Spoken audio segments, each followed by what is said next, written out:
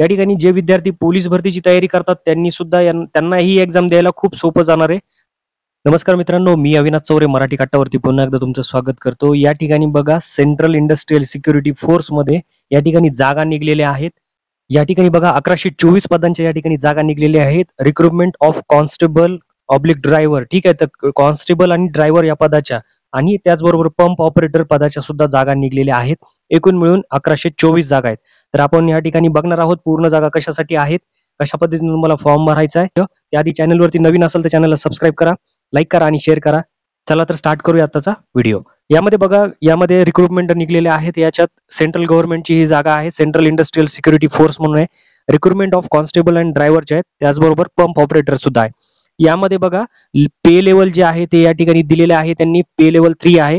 21,700 ते 69,100 पर्यंत तुम्हाला या ठिकाणी पेमेंट भेटणार आहे.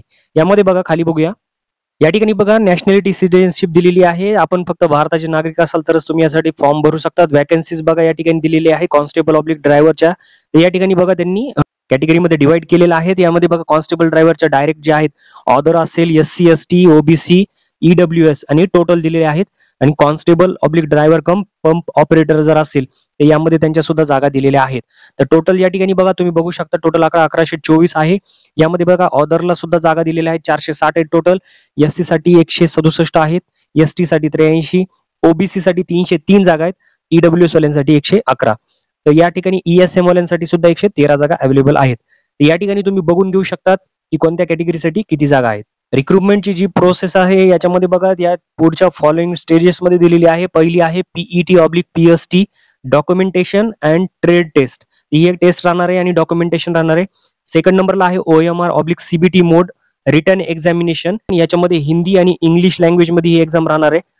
थर्ड आहे डिटेल मेडिकल एक्झामिनेशन DME आणि review medical examination RME. Next बघूया, या ठिकाणी बघा इलिजिबिलिटी क्रायटेरिया दिलेला आहे. टोटल या ठिकाणी बघा एज क्रायटेरिया बघा बिटवीन 21 to 27 इयर्स, 21 ते 27 वर्षाच्या मध्ये असला पाहिजे. ही जी डेट पकडलेली आहे ती आहे 4/3/2025 पर्यंतची. यामध्ये बघा त्यांनी एज रिलॅक्सेशन सुद्धा दिलेलं आहे, तर ते सुद्धा तुम्ही या ठिकाणी बघून घ्या. या ठिकाणी बघा upper age limit up to 5 years in also relaxable further of children dependants of victim killed in 1984 years. या ठिकाणी 1984च्या दंगलीमध्ये जर विक्टिम असेल किंवा या ठिकाणी बघा 2002च्या गुजरात जंगलीमध्ये असेल तर त्यांना 5 वर्षापर्यंतच या ठिकाणी रिलॅक्सेशन दिलेलं आहे. त्याचबरोबर OBC EWS यांना सुद्धा या ठिकाणी रिलॅक्सेशन देण्यात आलेलं आहे. या ठिकाणी बघा एज्युकेशनल क्वालिफिकेशन दिलेलं आहे. काय criteria, the candidate should have pass matriculation. तुम्ही जर 10वी पास असाल किंवा त्याच्याशी इक्विव्हॅलंट क्वालिफिकेशन असेल तुमच्याकडे रेकॉग्नाइज बोर्ड करून तर तुम्ही यासाठी क्वालिफाय आहेत. यामध्ये बघा educational certificate other than the state board central board should be accompanied with the government of India. ठीक आहे. तर याच्यामध्ये 10वी पास तुम्ही पाहिजेत किंवा त्याच्याशी रिलेटेड मिळतं जुळतं जे क्वालिफिकेशन आहे ते तुम्हाला तुमच्याकडे असलं पाहिजे.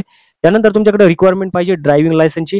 यासाठी तुम्ही जर फॉर्म भरताय तर तुमच्याकडे ड्रायव्हिंग लायसन्स पाहिजे. कशामध्ये, हेवी मोटार व्हेकल और ट्रान्सपोर्ट व्हेकल मध्ये किंवा लाईट मोटार व्हेकल मध्ये किंवा मोटार सायकल विथ गिअर मध्ये. म्हणजे तुमच्याकडे हे तिन्ही क्वालिफिकेशन पाहिजे त्याच्यामध्ये. याच्यामध्ये बघा त्यांनी या ठिकाणी वेगवेगळे क्लॉज दिलेले आहेत त्याच्याशी रिलेटेड, ते तुम्ही एकदा वाचून घ्या. यामध्ये बघा तुम्हाला 3 वर्षाचा एक्सपिरियन्स सुद्धा पाहिजे. हेवी मोटार व्हेकल मध्ये, ट्रान्सपोर्ट व्हेकल मध्ये 3 वर्षाचा तुमच्याकडे या ठिकाणी एक्सपिरियन्स पाहिजे. तो कन्सिडर केला जाईल 4/3/2025 पर्यंत. त्याचबरोबर या ठिकाणी बघा फिजिकल स्टँडर्ड दिलेले आहेत. त्या ठिकाणी कॅटेगरी बघा general EWS SC OBC candidate साठी असेल तर 167 सेंटीमीटर तुमची हाईट पाहिजे. आणि या ठिकाणी चेस्टचा criteria minimum 80 centimetre with minimum expansion 5 centimetre. ठीक आहे. म्हणजे 80 सेंटीमीटर नॉर्मल मध्ये पाहिजे, 5 सेंटीमीटर फुगून या ठिकाणी.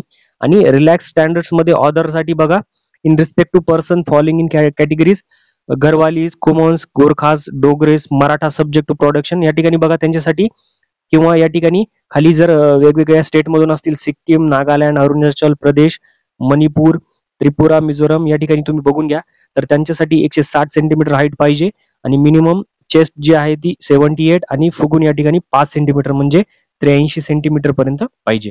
या ठिकाणी बघूया आणखी. या ठिकाणी बघा eligibility criteria for ex serviceman candidate साठी पण दिलेला आहे, तर ते सुद्धा या ठिकाणी जे आहेत ते अप्लाय करू शकतात. या ठिकाणी बघा दिलेले आहे हाऊ टू अप्लाय. त्यामध्ये बघा तुम्हाला सबमिट जे करायचे ते ऑनलाईन मोड मध्येच करायचं आहे. CISF ची या ठिकाणी वेबसाईट आहे. या ठिकाणी बघा खाली दिलेले आहे कोणत्या सेक्टरमध्ये जागा आहेत, ह्या म्हणजे कोणत्या स्टेट मधील या ठिकाणी जागा आहेत किंवा कोणत्या सेक्टर मधून येतात. तर आपण बघूया या ठिकाणी बघा पहिला आहे चंदीगड, हरियाणा, हिमाचल प्रदेश, जम्मू आणि काश्मीर, लडाख, पंजाब आणि राजस्थान मधल्या या ठिकाणी हा नॉर्दर्न सेक्टर होतो. त्यानंतर बघा सेकंडला आहे दिल्ली, उत्तर प्रदेश आणि उत्तराखंड, NCR सेक्टर मध्ये येतं हे.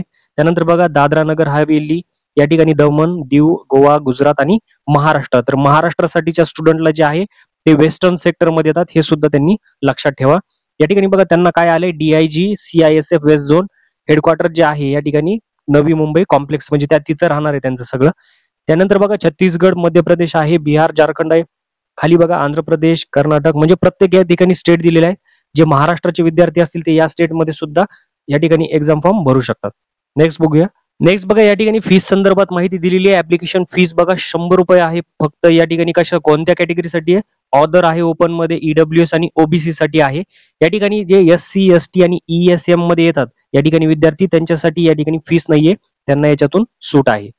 या ठिकाणी बघा जी रिक्रुटमेंट प्रोसेस आहे H-बार म्हणजे हाईट बार टेस्ट राहणार आहे ती या ठिकाणी दिलेली आहे बघा, त्यांच्यानुसार ते घेणार आहेत. त्यानंतर फिजिकल इफिशियन्सी टेस्ट सुद्धा आहे PSTL. ठीक आहे इथे ही पण घेणार आहेत ते. PET आणि PST याचा अर्थ हा होतो फिजिकल इफिशियन्सी टेस्ट सुद्धा होणार आहे. या ठिकाणी बघा खाली PET मध्ये काय होणार आहे 800 मीटरचं रन आहे ते तुम्हाला या ठिकाणी 3 मिनिट आणि 15 सेकंद द्यायचे. लॉंग जंप एक होणार आहे त्यामध्ये 11 फीट 3 चान्सेस तुम्हाला भेटणार आहे त्याच्यामध्ये. आणि हाय जंप जी आहे ती 3 फीट 6 इंचेस असेल त्या सुद्धा तुम्हाला 3 चान्सेस भेटणार आहेत. त्यानंतर या ठिकाणी डॉक्युमेंटेशन दिलेलं आहे ते सुद्धा या ठिकाणी तुम्ही एकदा चेक करून घ्या कोणते कोणते डॉक्युमेंट लागतात या ठिकाणी.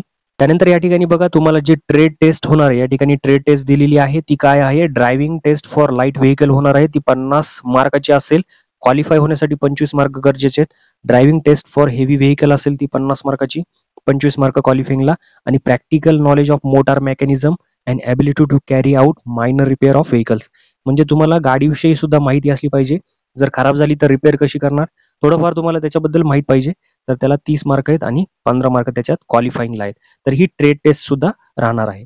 त्यानंतर बघा या ठिकाणी रिटर्न एक्झामिनेशन टेस्ट पण राहणार आहे OMR CBT. ठीक आहे. या ठिकाणी बघूया आपण काय काय आहे. या ठिकाणी बघा the written examination will be consist of 1 objective type paper containing 100 question carrying 100 marks म्हणजे 100 क्वेश्चन राहणार आहेत आणि 100 मार्कासाठी राहणार आहे. या ठिकाणी बघा काय काय असणार आहे त्याच्यामध्ये. सब्जेक्ट बघा पार्ट ए मध्ये जनरल नॉलेज असणार आहे अवेअरनेस जे 20 क्वेश्चन असतील 20 मार्कासाठी. त्यानंतर बघा नॉलेज ऑफ एलिमेंटरी मॅथमॅटिक्स असणार आहे 20 क्वेश्चन 20 मार्क. अनालिटिकल ऍप्टिट्यूड असेल 20 क्वेश्चन 20 मार्काचं. Ability to observe and distinguish असेल 20 क्वेश्चन 20 मार्क. आणि बेसिक नॉलेज ऑफ इंग्लिश आणि हिंदीचं तुम्हाला असेल ते 20 पैकी 20 मार्कासाठी 20 क्वेश्चन असतील. टोटल मिळून 100 क्वेश्चन 100 मार्कासाठी. अलाउड टाइम जो असेल तुमचा 120 मिनिटाचा असेल. नेक्स्ट बघूया. तर याच्यामध्ये बघा there shall be no negative marking म्हणजे तुम्ही जी एक्झाम देणार आहे त्याला कसल्याही प्रकारचं निगेटिव्ह मार्किंग नाही. त्यामुळे तुम्ही 100 पैकी 100 क्वेश्चन याच्यामध्ये सोडू शकता. त्यानंतर बघा तुमचं मेडिकल एक्झामिनेशन होईल त्यामध्ये सुद्धा यांनी दिलेलं आहे की शॉर्ट लिस्टेड कॅन्डिडेट जे झाले त्यांची लिस्ट लावली जाईल आणि त्यांना मेडिकलसाठी या ठिकाणी बोलवलं जाणार. या ठिकाणी बघा त्यांनी वन टाइम रजिस्ट्रेशन दिलेलं आहे. कशा पद्धतीने करायचं आहे तुम्हाला मोबाईल नंबर आणि ईमेल ID लागणार आहे तुमचा. रजिस्ट्रेशन फॉर्म आणि ऍप्लिकेशन फॉर्म याच्यावरूनच तुम्हाला भरायचा आहे. या ठिकाणी बघा सगळी प्रोसेस दिलेली आहे. या ठिकाणी वेबसाईट सुद्धा दिलेली आहे तर तुम्ही त्या वेबसाईट वरती जाऊन तुमचं रजिस्ट्रेशन करून घ्या आणि त्याच्यामधून तुम्ही तुमचा ऍप्लिकेशन फॉर्म भरू शकतात. त्याचप्रमाणे या ठिकाणी पार्ट 2 ऍप्लिकेशन फॉर्मचा दिलेला आहे तो सुद्धा तुम्ही वाचून घ्या. त्यानंतर वेगवेगळ्या प्रकारचे या ठिकाणी खाली अनोक्षर दिलेले आहेत ते सुद्धा एकदा बघून घ्या. जे 10वी पासवर आहेत फक्त 10वी पासचं या ठिकाणी क्रायटेरिया आहे आणि चांगलं पेमेंट सुद्धा आहे. तर तुम्ही याला चुकू नका या ठिकाणी फॉर्म भरून टाका आणि एक्झाम सुद्धा खूप सरळ आणि सोपी आहे. तर मित्रांनो अशा प्रकारच्या नवीन अपडेटसाठी चॅनलला अजून सबस्क्राईब केले नसेल तर सबस्क्राईब करा, लाईक करा आणि हा व्हिडिओ सर्वांपर्यंत शेअर करा. भेटूया पुढच्या व्हिडिओमध्ये. तोपर्यंत जय हिंद जय महाराष्ट्र.